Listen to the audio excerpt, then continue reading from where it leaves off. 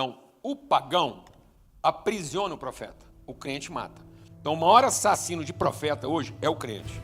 Não andeis ansiosos quanto ao dia de amanhã. A igreja que está fazendo qualquer coisa para garantir o futuro dela está sendo movida de um espírito anticristo. Então, qualquer preocupação com o futuro da igreja é satânico. Devoção produzindo escravidão.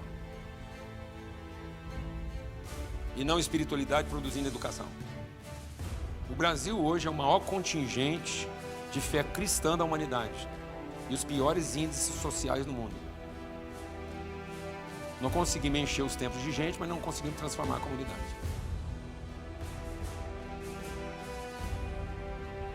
Vocês não reparam, não, mas assim, eu vou entregar tudo que está no meu coração. Eu não vim pregar. Glória a Deus. Eu vim entregar. É um esforço de entrega e não de convencimento. Então, é um esforço profético. E aí eu quero esclarecer uma coisa, rapidinho. É o seguinte. Ó Jerusalém que matas os profetas. Então, quem mata o profeta não é a religião. Não, quem está matando os profetas hoje em dia não é o pagão. É o crente. Então, o pagão aprisiona o profeta. O crente mata. Então, um escravo, ele não pode matar o profeta. Ele pode fazer o profeta sofrer. Então, só pode matar o profeta o irmão do profeta que ficou religioso. Então, quem mata o profeta é o Caim. O escravo tem poder de fazer o profeta sofrer. Mas o irmão corrompido tem o poder de matar o profeta. Porque o escravo não tem poder de matar o profeta, ele tem o poder de escravizar o profeta. Então, Babilônia escravizava o profeta, mas não matava. Então, Daniel foi preso na Babilônia, mas continuou profeta. José foi preso no Egito, mas continuou profeta. Amém? Então, se você pegar um filho seu e ele for levado para dentro do mundo pagão, ele vai continuar profeta. Mas se ele ficar oprimido pela nossa religiosidade, nós vamos matar o profeta. Então, Babilônia fazia o profeta sofrer, mas Jerusalém matava o profeta. Então, o maior assassino de profeta hoje é o crente. Porque ele oprime o profeta na satisfação da sua carência. Na definição de qual culto que está certo. E como os dois estão falando em nome de Deus, ele consegue matar o irmão. Então, o que mata o profeta é discutir entre dois crentes qual dos dois cultos está certo. Então, quem está matando os profetas? A nossa religião cristã na discussão de qual dos cultos está certo. E aí quem tem mais direito mata quem tem menos direito. Ó Jerusalém que mata dos profetas. Então como é que eu mato um profeta? Defendendo o meu futuro. Então se eu pegar um filho de Deus que nasceu na minha casa e fazer ele pensar que ele tem a obrigação de garantir o meu futuro, eu matei o profeta. Então, deixa eu explicar. Quando um crente recebe um filho de Deus em casa e acha que o filho é dele, que Deus tem que salvar, você matou o profeta. Porque você quer matar o profeta, faz ele preocupar com o futuro. Porque o profeta ele não é a garantia do futuro, ele é a perspectiva do eterno. Então, todo filho de Deus, toda família de Deus, tem a promessa que na casa de Deus só vai nascer o quê? Profeta. Então, eu vou te fazer uma pergunta retórica, pedagógica. O seu filho é o seu filho que você está querendo que Deus salva? Ou é o filho de Deus que ele te deu para cuidar, para ele cumprir o propósito? Você recebeu em casa um salvador da humanidade? Ou um perdido que você está querendo salvar?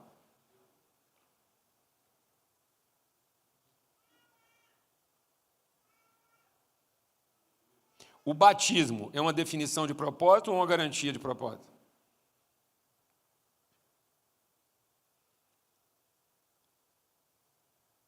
O batismo é para testemunhar uma vocação ou para garantir a salvação?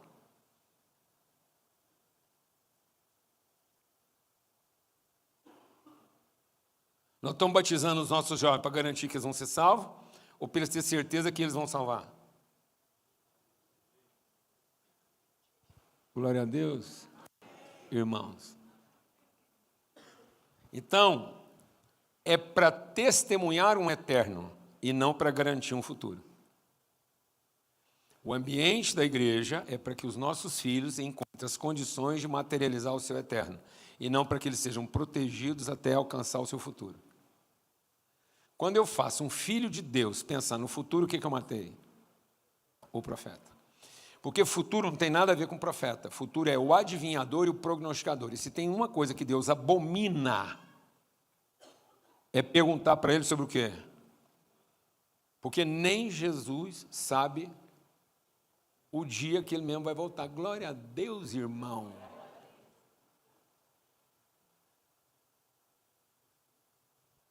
Tá bom para você não? O povo vai tentando adivinhar, Jesus falou, nem eu sei, pai, meu negócio não é assim não. Eu sei o seguinte, o que ele falar, eu volto. Falou, eu estou lá. Ué. Meu Deus, nós estamos ficando nu com a cabeça. Louquinho. Quem inventou o futuro, mano? Qual foi a primeira vez que o futuro foi usado numa linguagem? O diabo. No dia em que, então será. O que é isso, futuro? Então, Deus criou o eterno. O tempo é o ritmo e a coreografia com que o eterno se revela. E não a metodologia que garante o futuro. Então, meu tempo não é para ser gasto na garantia do futuro. Meu tempo é para que eu possa fazer o movimento que revela o eterno.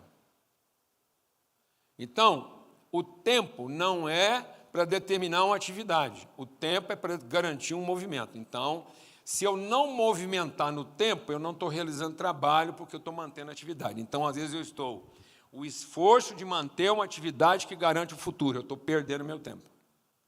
Então, você desenvolver uma atividade que garante o futuro, você está perdendo o seu tempo, porque você está fazendo muito esforço e nenhum deslocamento. E trabalho é força vezes deslocamento. Então, se eu tiver deslocamento zero, não interessa quanto esforço, meu trabalho é nulo. Então, às vezes, em vez de fazer mais esforço na atividade, eu podia fazer mais movimento. E aí, com um pouco de movimento, eu aumentava o meu resultado de trabalho. Então, eu posso dobrar minha capacidade de trabalho com algum movimento e menos atividade. Então, mais movimento, menos atividade. Glória a Deus.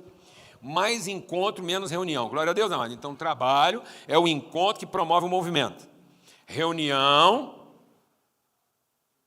é a agenda que mantém a atividade. Então, muitas vezes eu estou me reunindo para manter a atividade, então fazer um encontro para produzir o movimento. Glória a Deus. Então, o encontro da igreja é para garantir o movimento, e não para manter a atividade. Glória a Deus, irmão.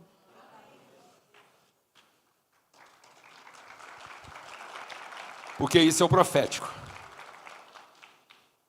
Isso é o profético. Porque as vossas reuniões estão fazendo mais mal do que bem.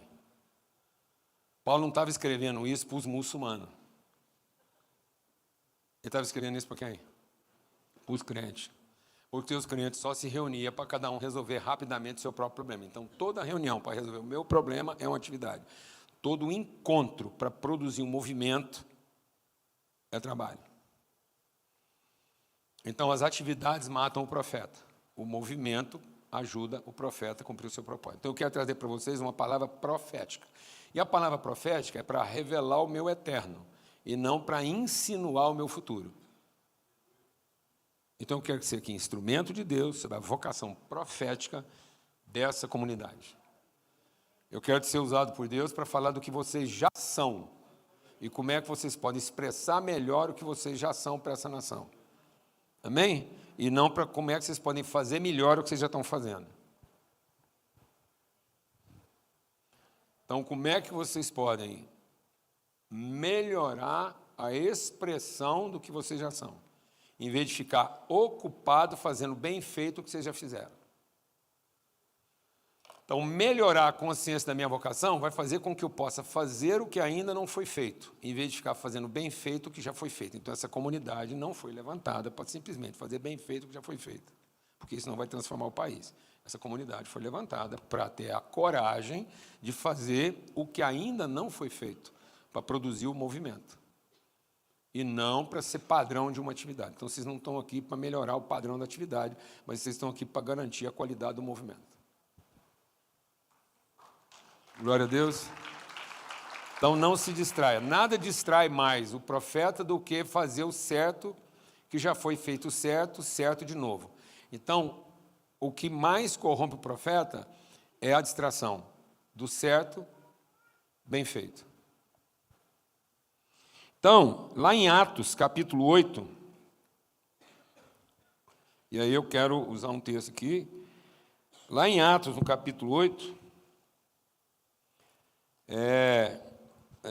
Atos 1, versículo 8, né, um texto bastante conhecido, eu vou ler o 7.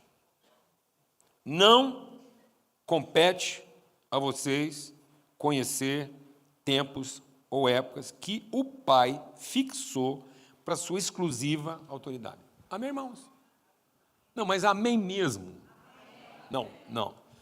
Você vai falar assim, amém. Eu não tenho que estar ansioso quanto ao dia de amanhã. Eu não vou lobotomizar meu filho, fazendo ele arrumar alguma atividade que garanta o futuro dele. Isso é demoníaco.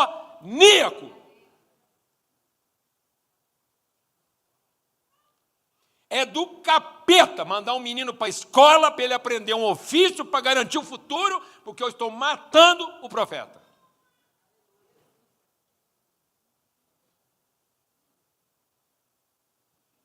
Não andeis ansiosos quanto ao dia de amanhã. A igreja que está fazendo qualquer coisa para garantir o futuro dela está sendo movida de um espírito anticristo. Então, qualquer preocupação com o futuro da igreja é satânico. A igreja não se preocupa do seu futuro, ela se ocupa de expressar cada vez melhor o seu eterno.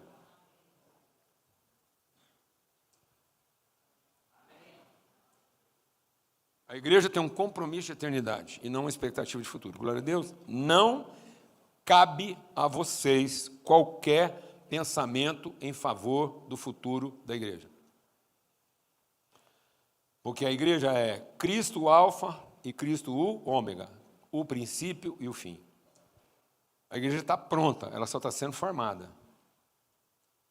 Não há nada que o homem faça que pode melhorar o que a igreja vai ser. Ela já está lá pronta, gloriosa. Nós não vamos fazer igreja, nós vamos encontrar ela. Aleluia, mano.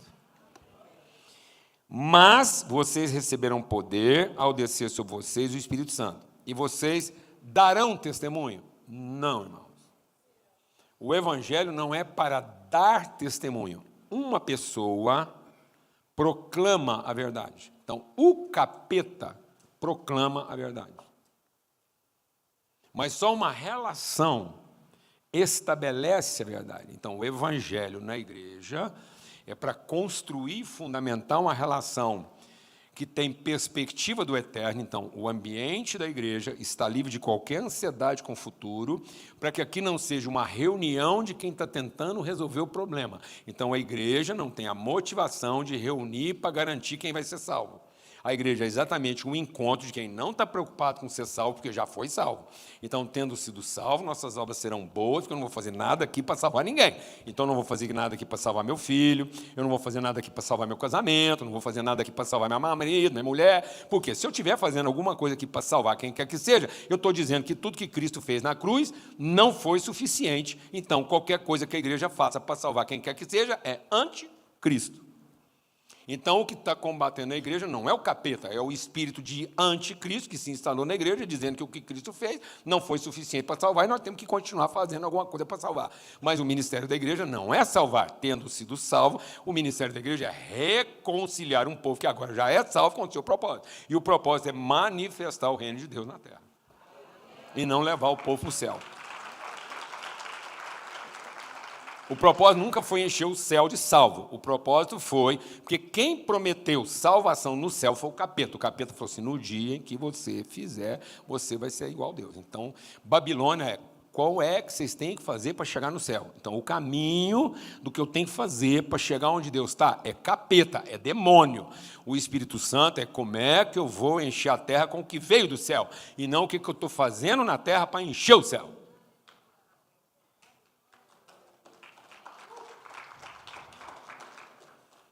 Amém, irmãos? Então, como é que a terra vai ser cheia do que foi feito no céu? E não como é que o céu vai ser feito do que vai ser cheio do que está sendo feito na terra. Amém? Quem está querendo encher o céu com as coisas que são feitas na terra é Babilônia. Quem está enchendo a terra com o que foi feito no céu é a igreja. Aleluia. Amém? Então, vocês não vão dar testemunho. Vocês serão testemunha. Diga comigo, tanto em Jerusalém, Judéia, Samaria e confins da terra. Então, presta atenção. Então é um movimento. Amém? Não é Jerusalém nos confins da terra. É um caminho que vem de Jerusalém e vai até nos confins da terra. Então é um movimento. Não é como é que eu vou, presta atenção, não é como é que eu vou repetir a atividade de Jerusalém nos confins da terra. É como é que eu vou caminhar com essa mensagem desde Jerusalém. Então, como é que eu vou pegar uma semente e vou replicar essa semente nos confins. Então, como é que eu vou encher a terra?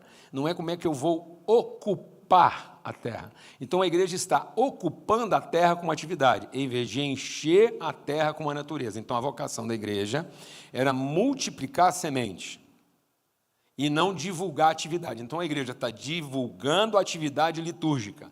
Então, nós estamos fazendo uma ocupação de ordem e não a transformação de natureza. A igreja é para produzir uma transformação de natureza, de modo que a natureza encheu a terra e não a atividade. Então, nós estamos enchendo a terra da atividade, em vez de encher a terra com a natureza. Então, Deus não deu para nós o poder de reunião, Ele deu a autoridade de multiplicação. Então, o papel da igreja é multiplicar uma semente, de modo que da nossa espécie vai ter gente em todo o confim da terra, de modo que todas as famílias da terra serão abençoadas por gente dessa espécie. Então, vou ter gente dessa espécie em toda a família da terra. Então, de toda a tribo, língua, povo, raça e nação, eu vou ter gente dessa espécie. Porque a semente foi colocada lá. Então, eu não vou ter gente fazendo o que eu estou fazendo, mas eu vou ter gente dessa espécie fazendo qualquer coisa. Então, a igreja não é um que será feito, é o como qualquer que será feito. Então, a igreja vai encher a humanidade de um tipo de gente que qualquer que eles fizeram será feito como um filho de Deus faz. Amém, amado? Então, vou explicar melhor. Presta atenção. Vamos supor que o cara tem uma padaria. Amém? E ele tem muitos filhos. E ele vai formar os filhos dele tudo o quê? Na padaria. Mas não é porque ele tem uma padaria que todo filho dele vai ser o quê?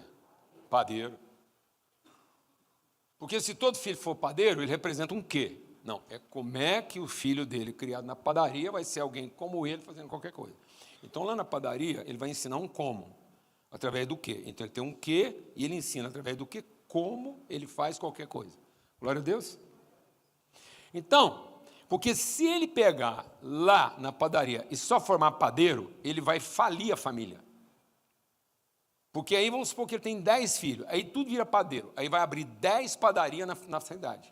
Aí a cidade não aguenta tanta padaria, não consegue absorver. Então, daqui a pouco, está tendo uma competição entre os filhos do padeiro para saber qual padaria que é melhor do que a outra. Então, daqui a pouco, eles estão se matando para saber quem vende mais pão. Então, nós vamos acabar com a família, porque agora eles vão ficar fazendo promoção, vendendo mais barato, prostituindo, para ver se um toma freguês. Isso muito dificilmente acontece. Talvez vai levar alguns séculos até isso acontecer no Brasil, do cara achar que um ministério é para formar só gente que trabalha com aquele tipo de negócio. De modo que a igreja, em vez de promover o desenvolvimento da cidade, ela está fazendo a competição dos irmãos para saber qual padaria vende melhor pão. Se isso não for do capeta, eu não sei o que é não, amados. Agora, vamos supor, só imagina, que lá dentro da padaria ele forma um açougueiro, ele forma um verdureiro, ele forma um cabeleireiro, ele forma uma manicure, ele forma um advogado. Tudo aonde? Na padaria. De modo que quando o cara vai lá no açougueiro, fala assim, escuta, eu venho aqui no seu açougue, deixa eu te fazer uma pergunta. O que você tem a ver com o cara lá da padaria? Fala, meu pai. Mas por que você está perguntando? Porque eu sabia. Vocês tinham que ter um trem, porque o mesmo tratamento que eu tenho lá na padaria, eu tenho aqui no seu salão. É uma atenção, uma dedicação, uma excelência, eu fico à vontade, eu não quero sair daqui. Eu vim aqui achando que é para comprar carne, é para outra coisa, para te encontrar. Então, agora me fala uma coisa. E o cara lá da verdura? Meu irmão. E antes de você perguntar, a manicure também, o advogado também, tudo é a família que está tocando aqui.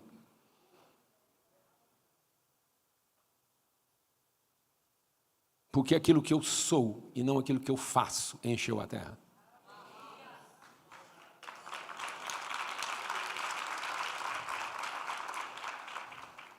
Amém, irmãos? É o como eu faço qualquer coisa, e não o que eu faço para me tornar quem eu não sou. Então, nós estamos fazendo alguma coisa para ser o que a gente não é, em vez de fazer qualquer coisa segundo quem nós já somos. Glória a Deus. Então, aí você vai abrir em Atos. Como é que é a sequência? Diga comigo, Jerusalém, a semente, Judéia, Samaria, até os confins da terra.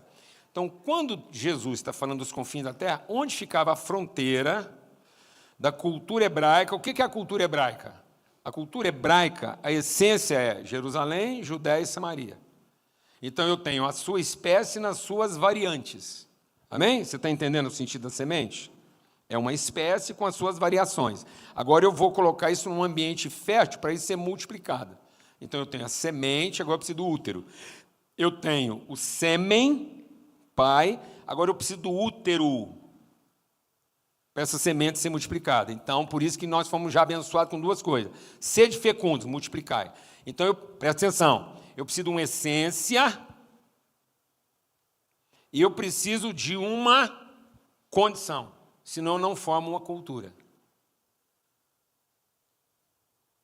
Então eu não preciso perpetuar a atividade, eu tenho que semear a essência numa cultura que seja capaz de multiplicar. Então eu tenho uma essência monoteísta, mas ela não é monoteísta, ela é Abba, Pai. Então, o que o judeu não sabia é que ele não representava o Deus correto. Ele representava aquilo que ninguém sabia que Deus era, o Pai. Então, a cultura hebraica não era para dizer qual Deus estava certo.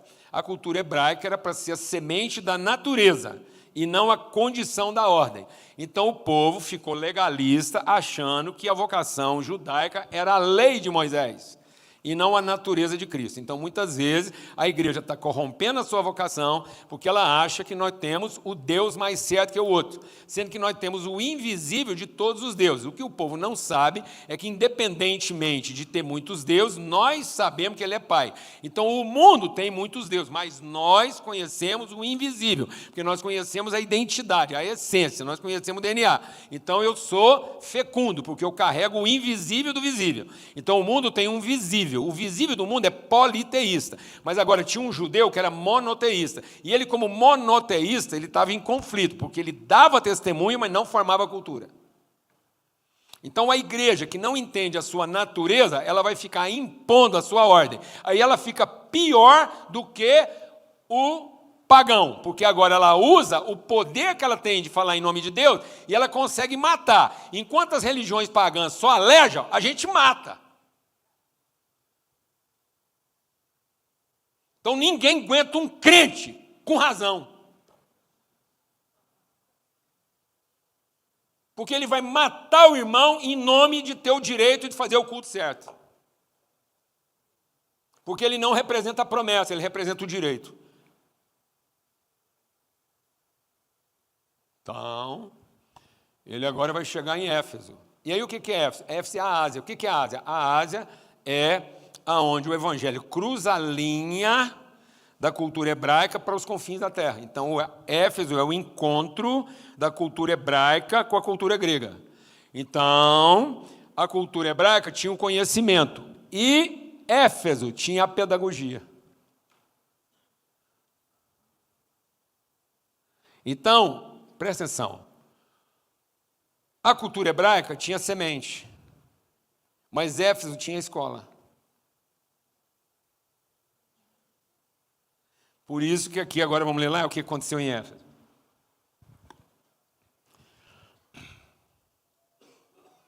Durante 3 meses, Paulo frequentou a sinagoga. O que era a sinagoga? Desculpa, Éfeso 19, 8. Não, eu vou ler antes. É porque lá em 1 Coríntios, eu até anotei aqui para não...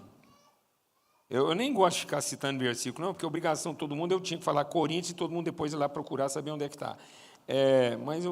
Vamos melhorar. Lá em 1 Coríntios 16, Paulo diz assim, eu vou ficar em Éfeso até o Pentecoste. Então, presta atenção, nós temos um Pentecoste de Jerusalém, amém? Então, tem um Pentecoste de Jerusalém, mas depois tem um Pentecoste de Éfeso. E é curioso, porque Paulo está falando até o Pentecoste como data, mas aconteceu um Pentecoste em Éfeso, olha aqui, ó. João realizou batismo de arrependimento, dizendo ao povo que cresce naquele que viria depois dele, a saber, em Jesus. Eles, tendo ouvido isso, foram batizados no nome do Senhor Jesus. Quando Paulo impôs as mãos, o Espírito Santo veio sobre ele. Então, alguém tinha dado testemunho, mas eles ainda não eram a testemunha. Amém, amados?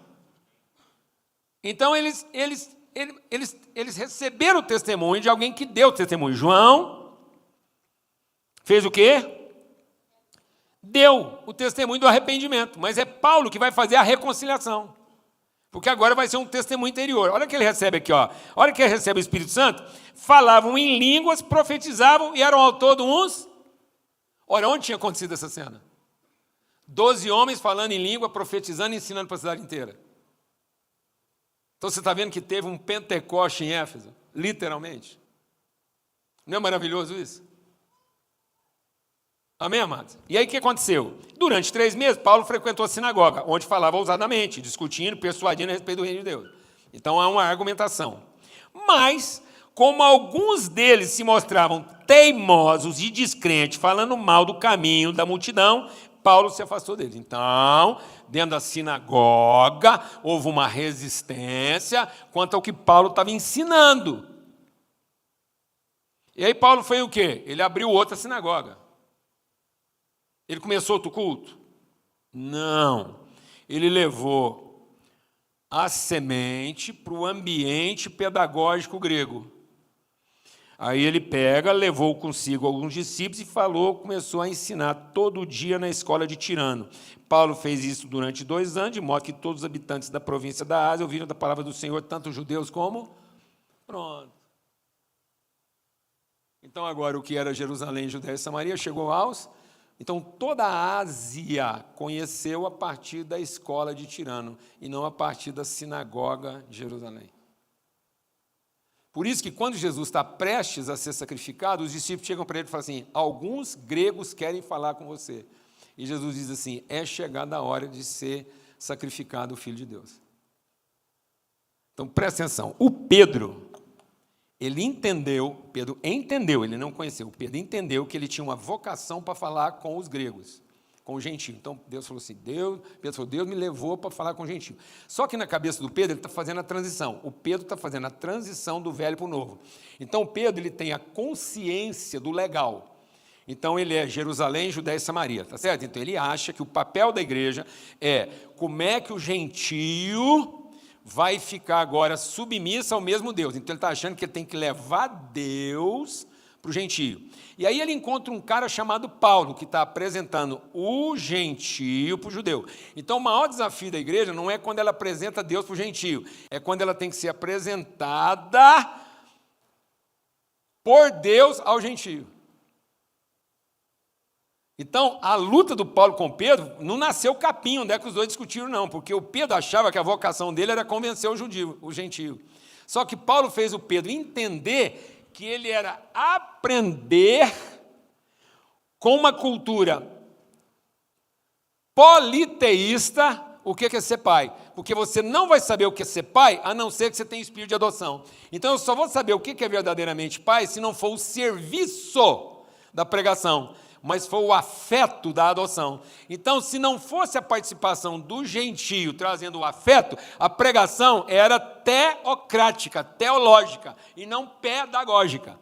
Então, é no convívio de um ambiente politeísta grego que a minha semente vai abençoar todas as famílias da terra. Porque senão eu vou querer que todo mundo seja meu parente religioso, mas eu não sou a referência para todas as famílias.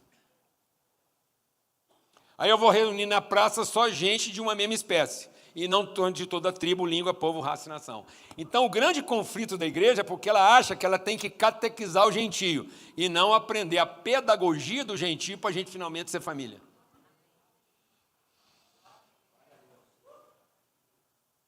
Então, a igreja não é para levar culto para a escola, a igreja é para aprender a ensinar no culto. Então, a escola é para a igreja aprender a pedagogia, e não para impor a liturgia. Então, nós não temos que levar a liturgia da igreja para a escola, nós temos que trazer a pedagogia da escola para a igreja. Então, o maior desafio não é levar o judeu para o gentio, o maior desafio é trazer o grego para receber a semente. Porque se a gente coloca essa semente em toda a tribo, língua, povo e raça, nação, todas as famílias da terra serão abençoadas. Senão, não vamos abençoar só os parentes que frequentam o culto, e não vamos formar a escola que abençoa todas as famílias. Amém, meus irmãos? Então, houve um conflito na sinagoga para ele poder chegar na escola. Então, Deus está empurrando a igreja para onde? Para a praça. Porque quando João viu a igreja dos últimos dias, o que ele não viu? Templo. Então, lá na praça de Jerusalém não tinha templo, mas havia o encontro de toda a tribo, língua, povo, raça e nação. Então, a igreja dos últimos dias tem cara de praça e não de templo. Então, a ênfase da igreja dos últimos dias é a cultura da praça e não o rito do templo. Então, nós não temos que trazer o rito do templo para a praça, nós não temos que fazer templo na praça, nós temos que trazer praça para o templo. Então, nós temos que quebrar o templo para fazer a praça,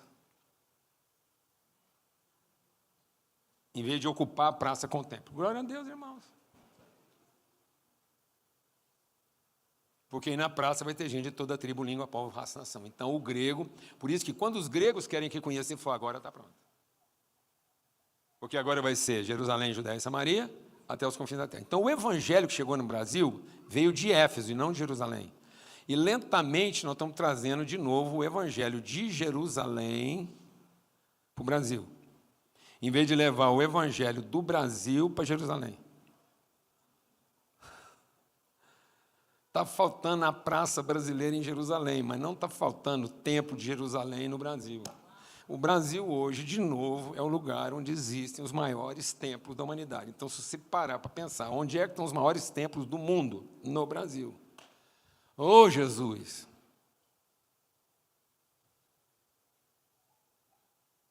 Nós estamos usando a nossa energia para construir templo. Sabe quanto tempo levava para construir um templo? 100 anos. Sabe o que acontecia em volta do templo quando estava sendo construído? Miséria. Porque toda a arte, toda a cultura, tudo trabalhava em função de construir o templo. Então, onde é que existe o maior contingente de pobreza? Em volta das pirâmides. Onde é o maior contingente de pobreza hoje na cidade de São Paulo? Fala para mim, amados. Onde é o ambiente de maior degradação social, comercial da cidade de São Paulo? O Brás. Sabe o que era o Brás? Era o Centro Cultural de São Paulo. Hoje o Brás é a desgraça comercial, onde o cara faz comércio em cima de um pano. E sabe o que tem no Brás? As maiores catedrais protestantes do Brasil e do mundo. Entendeu, meu irmão? Devoção produzindo escravidão. E não espiritualidade produzindo educação. Uma vergonha. Quem conhece o Brás aqui em São Paulo? Você sabe o que eu estou falando. É o Egito.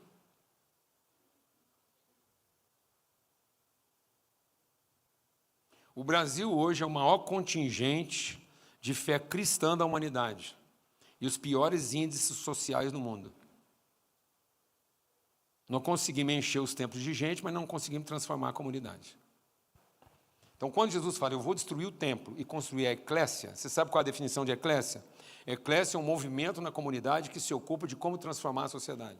Então, a igreja era para discutir como é que a cidade podia ser transformada e não como é que a gente podia melhorar o culto. Então, todo o tempo gasto pela igreja era em função de como transformar a cidade. Então, se eu pegar Provérbios 31, a mulher virtuosa, quem é a mulher virtuosa? A igreja. Quem é a mulher virtuosa? A igreja.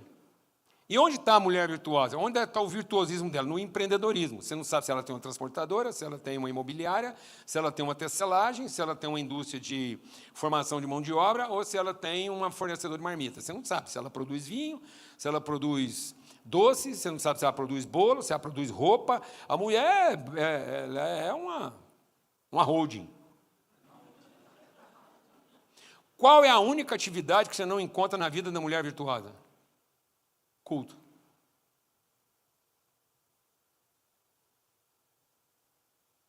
E o que o marido dela está fazendo enquanto ela empreende tudo isso?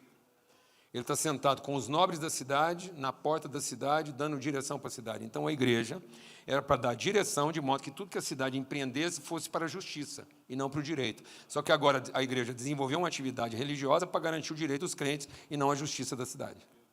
Então, quanto mais direito a igreja tem, mais injusta é a cidade, que nós estamos fazendo o culto para garantir o direito do nosso futuro e não para trazer a justiça que revela através do nosso eterno.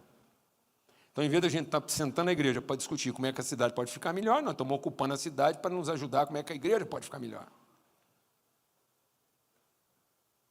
Então, hoje a gente põe a cidade para trabalhar para a igreja, em vez de pôr a igreja para quê? Para servir a cidade. Então, Jesus fala, eu vou destruir o templo, porque vocês transformaram isso numa atividade comercial para garantir a própria salvação. E vou colocar nisso a minha eclésia, que é uma assembleia que dá direção para a cidade, a respeito de como é que a cidade pode ficar melhor para todo mundo. Porque a igreja era para ser a intersecção para todos os povos. E vocês transformaram a igreja no comércio dos religiosos. Então, a igreja virou o ponto comercial dos religiosos, em vez de ser o lugar onde todas as famílias se interseccionam para todas ficarem bem assistidas com justiça. Então, a igreja era para ser um lugar de intersecção e não de reunião. Nós fomos transformando a igreja na reunião dos que têm direito e não na intersecção daqueles que querem fazer justiça. Amém, irmãos? Agora vocês estão entendendo por que vocês estão aqui. E por que Deus está fazendo esse movimento, amém? E eu vou terminar. De modo que o Novo Testamento, mais de 50% do Novo Testamento foi escrito por um cara sírio de cultura grega, que é quem? Lucas. Então, o Novo Testamento está sendo apresentado para o Velho Testamento na perspectiva de um gentio. E não o Evangelho sendo apresentado para o gentio na expectativa de um judeu. Nós estamos fazendo que a expectativa de um judeu entra na casa do gentio. Então, o judeu Pedro, quando foi para a casa do Cornélio, ele tinha uma expectativa tão grande que ele chamou o Cornélio de imundo. Então, Deus falou assim, Pedro, é o seguinte, primeira coisa, eu vou mandar você para cá de um cara, mas pelo amor de Deus, Pedro, a primeira coisa que fala assim, você vai ter vou te dar uma experiência gastronômica. Então, a cura está na mesa, porque Jesus é traído na mesa. Então, se eu não entender a mesa, se eu achar que a mesa é para comer, eu estou lascado. A mesa é para comer, a mesa não é para comer, é para servir. A mesa é para que eu encontre o propósito do alimento e não a necessidade dele. Então, a igreja não é para garantir a comida que nós vamos comer. A igreja é para significar o propósito de cada alimento. Então, Deus falou assim para Pedro, Pedro, é o seguinte, eu vou descer um lençol para você, e lá está tudo santificado. Você não vai ter que fazer nada para salvar o dragão de Komodo. Tem hora que eu acho que Deus criou o dragão de Komodo só por causa de mim. Porque quando eu olhava para o dragão de Komodo, eu não via nele utilidade. Porque aquilo é tão ruim e feio que a baba dele envenena. Eu não preciso nem morder, não. Só a saliva dele mata. Eu ficava olhando aquilo e falava, tem dia que eu sou o dragão de Komodo para minha mulher, por exemplo. Tem dia que eu acho que a Lana acorda com o dragão de Komodo. Se ela encostar na minha saliva, ela está lascada. Até que agora, recentemente, a saliva do dragão de Komodo é um dos ingredientes que estimulou a criação do monjaro.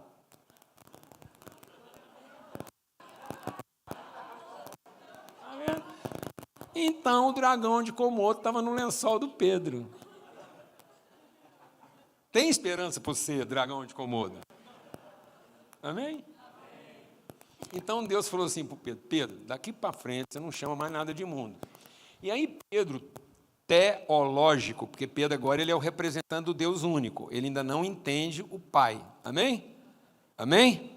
Ele entende Deus, mas não conhece o Pai. Quem vai ajudar ele a conhecer o Pai é o irmão dele, mais novo. O irmão pega na mão do mais velho e obriga ele a ir onde ele não quer. Então, é a relação com o irmão que ajuda a conhecer o pai. Não é a pregação do teólogo, é a relação do irmão. Glória a Deus. Amém, amado? Amém?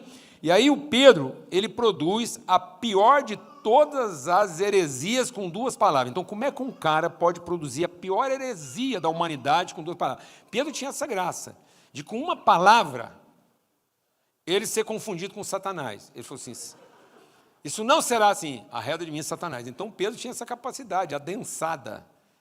Entendeu? Aí Deus fala assim para ele, Pedro, come. Ele, por 3 vezes, ele falou assim, não, Senhor. Como é que pode ser não se é Senhor? Como é que pode ser Senhor e ser não? Então, como é que o cara coloca em 2 palavras esse antagonismo? Se é não, não é Senhor. Se é Senhor, não pode ser não. Ou é sim, Senhor, ou se é não, capeta. Então, é não capeta ou sim, Senhor. Glória a Deus, amado. Então, um cara que fala não, Senhor, ele está com crise de identidade, ele não está com a crise teológica.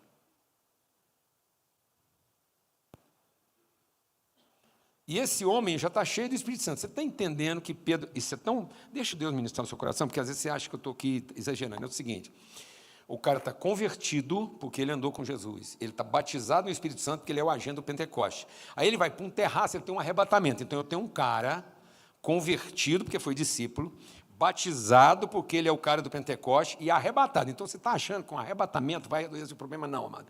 O nosso bloqueio de alma é tão grande que mesmo arrebatado eu posso falar não, Senhor. Você tem ideia do nível de perturbação espiritual e emocional que a religiosidade pode nos levar. Não é brincadeira, não, amado. O cara está arrebatado. Ele está fora. E a alma dele lá. Não, Senhor. Aí Deus fala, Pedro, você nunca mais vai chamar alguém de... Você escutou, irmão? Você nunca mais vai chamar alguém de imundo. Aí Pedro falou, beleza. Aí vai lá no Cornélio. Então, não é o Cornélio na reunião do Pedro. Glória a Deus, irmão. Não é o Cornélio no culto do Pedro. Amém, irmão? É o Pedro na cultura do Cornélio. E o Cornélio é um homem crente, que já fazia coisa boa, mas que faltava conhecimento da sua identidade. Amém? Glória a Deus. Aí o Pedro chega lá e Deus falou para ele, você nunca mais vai chamar alguém de imundo. Presta atenção no discurso do Pedro. Ele fala assim, ô Cornélio, você sabe que Deus falou comigo e Deus me orientou a nunca mais chamar um imundo de imundo. Então é só porque Deus falou para mim que eu não posso chamar um imundo de imundo que eu não vou chamar você de imundo. Então eu só estou aqui porque Deus falou para mim que eu não posso chamar você de imundo. Tá bom? Imundo. E aí ele não ficou satisfeito, não. Quando ele foi dar o relatório, ele falou assim, gente, eu estava lá pregando, mas antes de eu terminar a mensagem, fazer o apelo, o Espírito Santo veio e eu não tive outro recurso, a não ser batizar o imundo. Rapaz, nós estamos doentes. Nós estamos doentes. Por isso que Pedro resistiu. E antes de morrer, ele falou assim, gente, faz um favor, se vocês não for ler minhas cartas, lê as de Paulo, porque ele fala uns trem difíceis de entender, mas que nós precisamos aprender. Que luta. Porque agora Paulo está apresentando o quê? O gentio para o judeu. Então, as cartas não são de Jerusalém para Éfeso, elas começam agora lá nos confins para Jerusalém. Então, a revelação das últimas coisas vem dos confins. Então, onde é o fim da Ásia? Brasil. Glória a Deus, meu amado. Então, agora, a revelação é daqui para lá, amado, não é de lá para cá. Amém, amado? Essa praça, onde eu tenho gente de toda tribo, língua, povo, raça e nação, vivendo como irmão, que aquele que é o evangelho do Pai vai fazer sentido quando eu só tinha entendimento que era o evangelho de Deus. E não é o evangelho de qual Deus está mais certo. É a ideia de que, apesar de todo mundo achar que são muitos deuses, nós sabemos que Ele é o Pai. Então, nós estamos aqui para falar da relação da família e não do poder da teologia. Glória a Deus. Então, essa é a vocação dessa igreja. É promover o encontro, é fortalecer a relação e não melhorar a atividade. A vocação de vocês é pedagógica, não é metodológica. O nome de vocês não é teologia, não é a lógica do teos. O nome de vocês é abasofia, é o conhecimento do Pai. Vocês estão aqui para ser família. E aí eu quero terminar com uma palavra profética a respeito desse ministério. Coloca a imagem aí para mim. Porque eu vim aqui para profetizar a respeito do seu eterno. Alguém sabe o que é o Buriti, não? Pois é, era bom vocês saberem. Essa igreja aqui começou através de uma família, de uma vocação, de alguém que veio lá de Manhuaçu. Manhuaçu é uma cultura que desceu pelo Brasil e foi parar num lugar que você não entende por que existe Manhuaçu. Se você for em Manhuaçu, você não vai saber para que existe Manhuaçu. Por que tem tanta igreja, templo, escola, lá tem escola, templo, construção. Você vai lá em Manhuaçu, lá é só buraco e morro. Então você fala, o que esse povo está fazendo aqui? No entanto, nesse lugar agreste, nesse lugar hostil, nesse lugar que aparentemente se olhava e falava assim, isso aqui é deserto, isso aqui não vale nada. Lá tinha uma coisa que as pessoas não sabiam, que é o maior bem da humanidade, que é a água. Então, Manhuaçu é um lugar de um grande rio. Manhuaçu é um manancial de uma água em grande quantidade. É a nascente de um grande rio. E lá a gente conseguiu produzir um dos melhores frutos de uma coisa 100% arábica. Então, eu estou pegando uma coisa lá da Turquia, lá da Ásia. Glória a Deus, amado. Alguém já sabe o que eu estou falando ou não? Então, eu estou pegando um fruto lá da fronteira entre Israel e Ásia, Turquia, Ásia Central. Que fruto é esse? Café 100% arábico. E quando ninguém pensava que uma semente 100% arábica ia produzir com qualidade num lugar só porque era Manhuaçu. Não faltava o quê? Água. E continua sendo 100% arábico, mas agora é brasileiro. Então, o café brasileiro, com sabor brasileiro, com tonalidades brasileiras, com nuances brasileiros, com aromas brasileiros, é melhor do que o próprio café da Arábica, porque agora é dos confins para Jerusalém. Porque agora eu acrescentei cultura à espécie. Então, agora eu tenho a espécie com todos os tons e nuances daquilo que era só espécie, mas não tinha cultura. Irmão, aleluia. Aqui. Aí esse trem vem para chegar agora numa escola para chamar um negócio Buriti. E aí você sabe o que significa Buriti? Não. Conhecido como árvore da vida. O que é Buriti? Porque serve para quase tudo, até para comer. Sabia não? Pois é. O Buriti é uma árvore que produz uma madeira altamente, ela é aquática e por isso ela é resistente à água. Então o buriti não apodrece. Por isso que o buriti é uma ótima madeira para você construir casas. Então o buriti fazia a casa do sertão. Então ele dava condição de moradia para quem não tinha recursos. Então o buriti era o pau, árvore da vida, que Deus usava para construir uma casa. Jesus diz, eu vou destruir o templo e vou construir a minha casa. Então Deus está dando para nosso povo um negócio que está na Amazônia, mas principalmente no Cerrado. Glória a Deus, amado. Na Mata Atlântica, tudo, em quase todo lugar do Brasil, você vai encontrar o pau do buriti. E o pau do buriti, ele diz uma coisa: quando você encontrar a copa de um coqueiro buriti, você pode ter certeza que no pé do buriti tem água.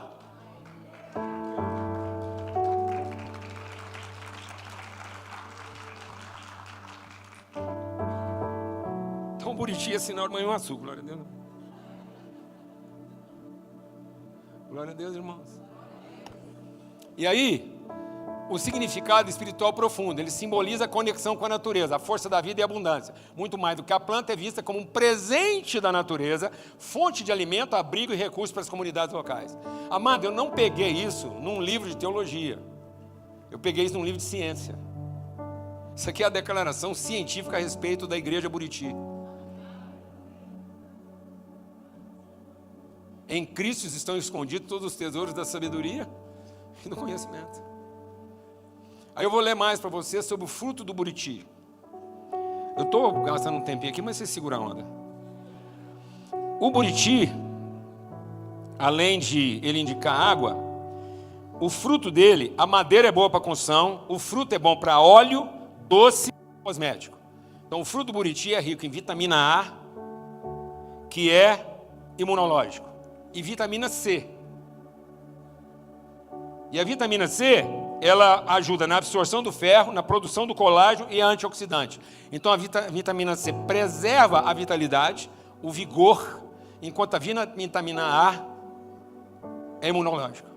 Então, eu vou ter longevidade com saúde. Meu Deus, isso é o buriti. O buriti serve para produzir doce e ele serve para produzir óleo. Ele serve para comer e para passar. Ele é quase igual uma azeitona. Dá para temperar a salada com ele, fazer comida e ainda curar as feridas. É por dentro e por fora. Amém, amados? Buriti é por dentro e por fora. Aleluia, buriti. Então, a falta da vitamina C produz o quê? Cansaço, fraqueza, irritação e pele seca. Então, um cara sem vitamina C, buriti, ele fica irritadiço. Ele fica nervoso. Ele fica preguiçoso, buriti. Então, sem vocês, buriti, a igreja vai ficar áspera, cansada, irritadiça e perturbada na cabeça. E ela vai ficar doente mais rápido, buriti. E buriti é sinal de que não vai faltar o quê? Água. E que não vai faltar o quê? Casa. Porque ela não é uma planta para ornamentar. Ela não é para produzir móvel. E se no aperto você pegar o cerne do buriti, se você pegar o palmito da palmeira buriti, dá para fazer salada, comida de gairoba. Entendeu ou não? Glória a Deus. Então aqui dá para aproveitar tudo. É quase que a vaca do cerrado, você entendeu? Eu quero deixar essa palavra com vocês, de encorajamento, para que vocês não se confundam na ocupação da atividade, mas no fortalecimento da vocação. A vocação de vocês não é litúrgica, é pedagógica. Por isso eu precisava de uma semente hebraica numa cultura grega. Então vocês estão aqui para trazer uma semente Jerusalém, Judéia e Samaria num contexto escola para transformar o conhecimento que nós temos de Deus numa cultura de família para todas as famílias da terra. Então nós estamos aqui para melhorar a cultura espiritual do Brasil e não para aprimorar suas práticas litúrgicas. Então o Brasil não está precisando aprimorar suas práticas litúrgicas, mas o Brasil pode cooperar com desenvolver a cultura pedagógica da espiritualidade transformadora. Glória a Deus. E isso é quando Jerusalém, Judéia e Samaria encontram o quê? A Ásia, os confins da terra. Então o evangelho que chegou aqui veio de Éfeso e não de Jerusalém. E Paulo diz, cuidado, porque vocês muito rapidamente voltam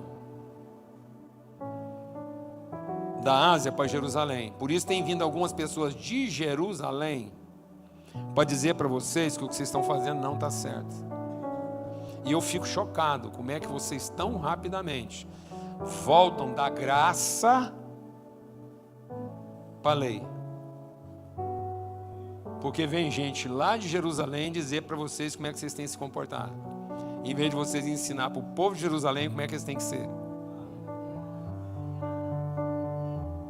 Então a igreja é para ensinar o tipo de gente que a gente é e não como é que a gente tem que se comportar. Então isso é rápido e a gente não percebe. Então muito rapidamente. Glória a Deus, amados. Acabou. É isso que eu quero compartilhar com vocês. É uma honra estar aqui com vocês, tá bom?